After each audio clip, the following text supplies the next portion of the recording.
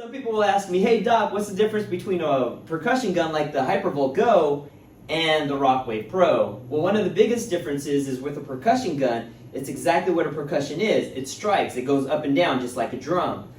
Now, it feels great when I'm going over the soft tissue, but the moment I hit a bony landmark, boom, boom, boom, boom, it's really hard like a jackhammer and it hurts. There's actually times where I put it on myself and it starts to thump everywhere uncontrollably. Now, the RockWave Pro, on the other hand, it goes more of a circle.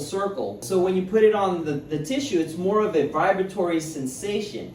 And it's great because you can go over bony landmarks and you won't get that same sensation as you would as if you were using a percussion gun that goes up and down. The second thing is how it's designed. So usually percussion guns are shaped like a gun. So you have a handle and then it sticks out just like that. You can reach certain places, but when you go into other areas, it might be a little bit harder. With the RockWave Pro, I've noticed that I can hold it any way. I can hold it down, I can hold it up, and I can figure out where I can sneak this in other places that this might have a hard time, or one of these devices might have a harder time to get to.